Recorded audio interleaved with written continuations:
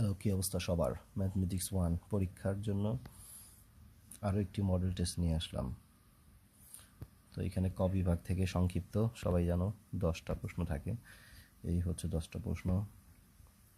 নির্ণায়ক ম্যাট্রিক্স দেয়া আছে এখানে, পজ করে করে ভিডিওটা দেখে নিবা সবাই। টোটাল অতি সংক্ষিপ্ত 10টা।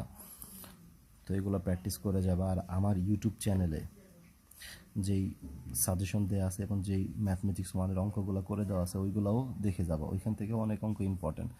আর আমি আমার ইউটিউব চ্যানেলে শুধুমাত্র যে অঙ্কগুলো পরীক্ষায় আসে সেই অঙ্কগুলাই দেওয়ার চেষ্টা করি।